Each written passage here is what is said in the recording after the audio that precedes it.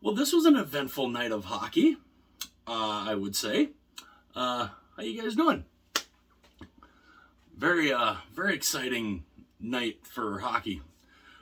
2 game sevens, 2 incredible finishes, and one finish in particular that I have to talk about. I did a short on this a little earlier, and I thought after work I need to do a little more of a deep dive into it. But before I do that, if you are new to the channel and you love hockey, if you love hockey like I do, if you love talking, hockey jerseys, jersey unboxings, just, anything hockey related, if you love that kind of stuff like I do, it would be awesome and be greatly appreciated, and totally grateful if you would hit that like button. Hit that subscribe button too. Also, hit the little bell to be notified anytime future videos are uploaded. And even at 2:30 in the morning, that's when I'm recording this. So I might schedule it to upload a little later on, so nobody's getting some crazy notifications at like 3:30 in the morning. What did Larry, and they go and they're like, what did Larry, why did I get a notification for Larry at 3:30? So try to avoid that. But I had to talk about this because the Boston Bruins set records this year that will never be broken. At least I don't think will ever be broken. They set a record for wins. They set a record for points. And I don't think these are records that are ever going to be broken. Yet, they lost. They lost in the first round. And I wanted to do this. I wanted to look back on the last team that did this. And I'm going to title this video, Who Choked Harder? Which team choked the worst? So I wanted to compare the 2019 Tampa Bay Lightning with a record of 62 wins, 16 losses, 4 overtime or shootout losses, and 128 points. Pretty darn good record. Tying a league record for 62 points. President's Trophy winners, everybody is thinking these guys are just the way they steamrolled everybody through the regular season. Everybody's thinking these guys are just gonna roll in the playoffs. And that was not the case.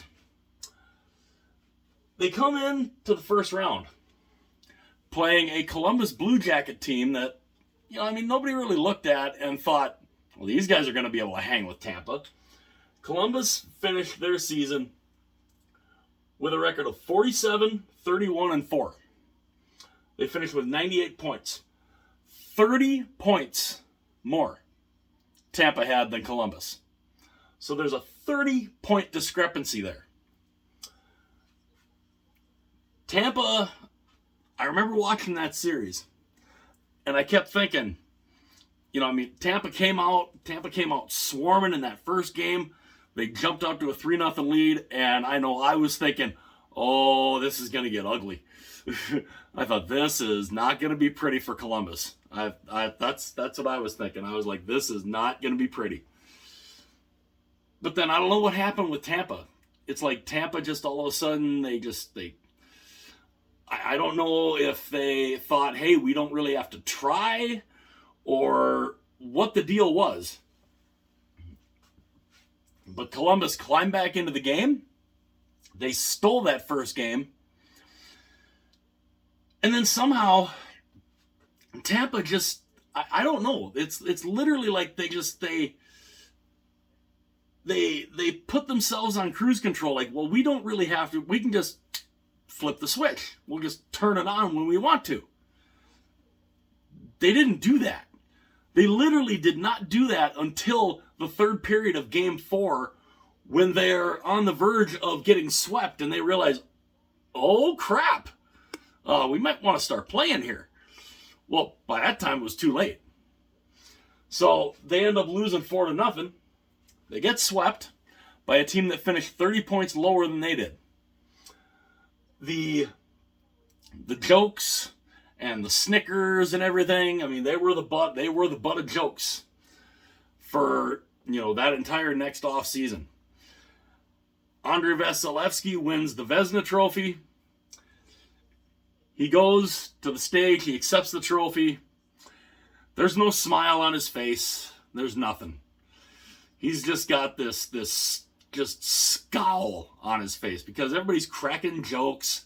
I mean, they're cracking jokes at Tampa Bay, which you can't really blame them. I mean, they were expected to do, they were expected to make a heck of a run through the playoffs, winning 62 games in the regular season. Well, that didn't happen. And Tampa came into that next season with a chip on their shoulder. And even though it went into the pause and everything, with COVID shutting everything down, they had a purpose. Once they came back, the playoffs started, they had a purpose. After losing in the first round of Columbus in 2019, they then proceeded to win 2 straight Stanley Cups, and we're in the Stanley Cup Finals 3 years in a row. So now, let's move over here to the Boston Bruins, 2023.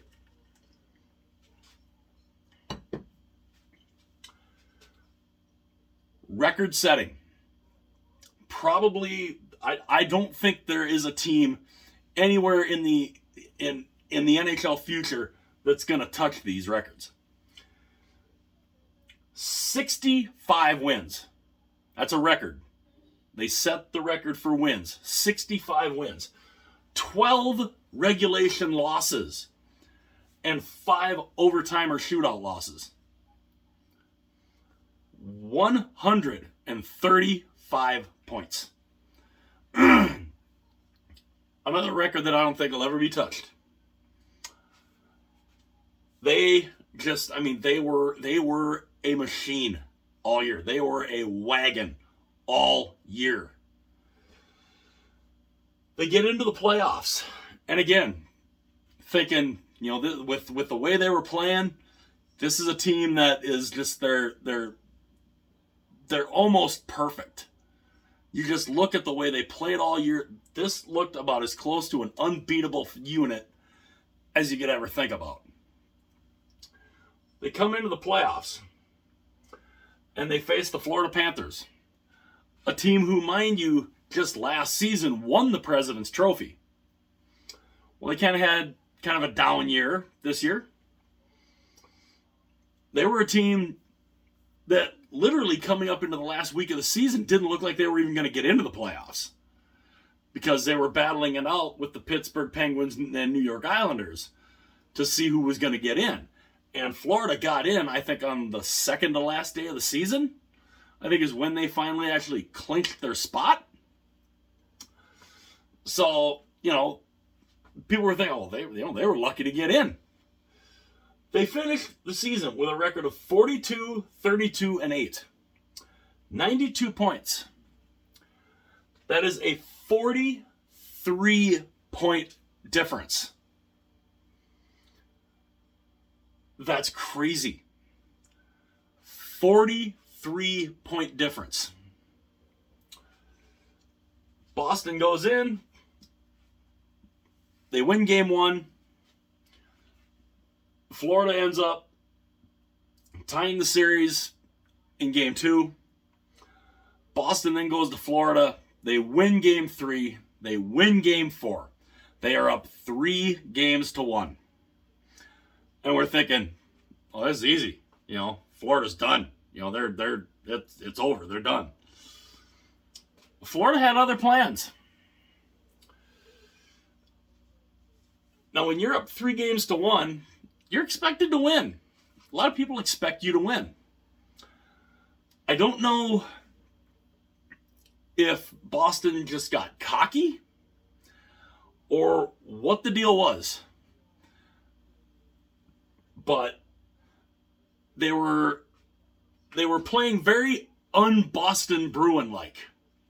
The Boston Bruins that we saw in the regular season, this is not the same Boston Bruins team we saw in the playoffs. Not even close.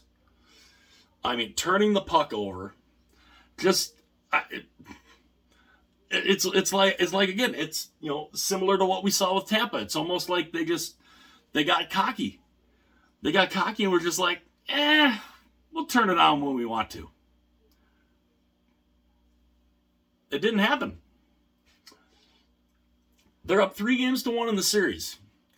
It's looking like, hey, they're gonna put this series away. Florida knocks them off in Game 5. They come back for Game 6 in Florida. They've got the lead in the third period, late in the third. Florida keeps the pressure up. They tie the game, and they send it to overtime in Game 6, where they win. And they force it to Game 7. And then tonight, same thing. Florida jumped up 2-0 in Game 7.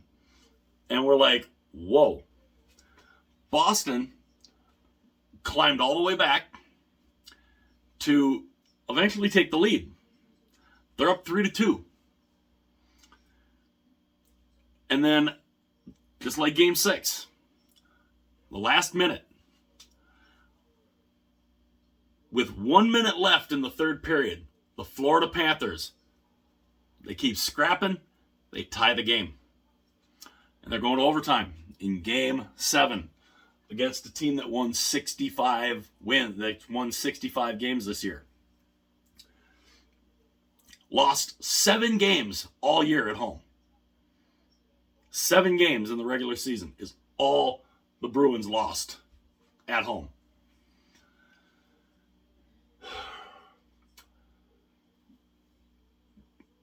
Overtime goes. Boston again. Just uncharacteristically just turning the puck over.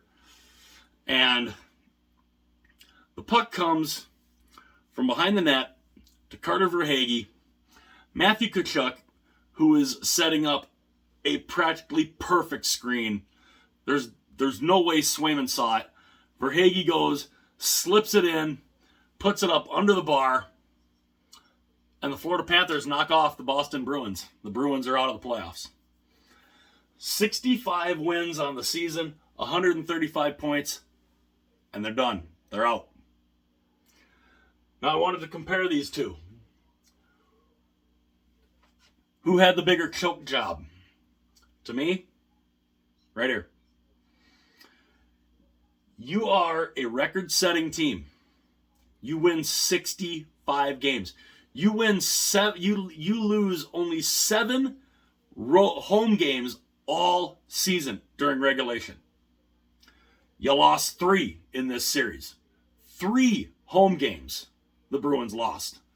They lost 7 home games all season. It blew my mind. I'm like, how do you do this? I mean, we wondered that about Tampa. How do you do this? With Tampa, I swear, they just, again, I think they just thought they could flip that switch and away they go. They didn't turn it on until it was too late. Boston, I think it was something similar. They thought, hey, you know what? We can revert back to the regular season Bruins basically at any time. Well, they should have done that. They were up 3-1. You're up 3-1. You've won 65 games. You need to put these guys away. You need to put this series away. And you can't do it. Why can't you do it? Did they underestimate Florida? They're a division rival. There should be no underestimating anything. But again, I don't know.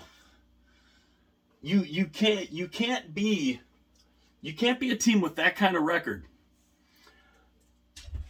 and with that kind of point difference and lose after being up 3-1. You can't do it.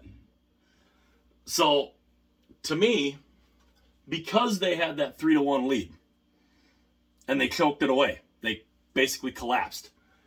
The 2023 Boston Bruins, to me, they were the bigger choke artists than the 2019 Lightning. I'd love to know what you guys think.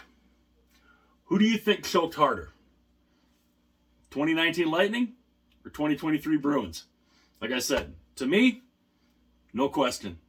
The 2023 Bruins pulled off the ultimate choke job. I'd love to know what you guys think. Let me know what you guys think in the comment section.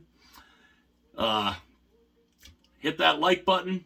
Hit that subscribe button if you have not done that yet. Also, hit the notification bell whenever you want to be, if you want to be notified of future videos. And yeah, right here, epic choke job. Let me know what you guys think. I will see you guys later.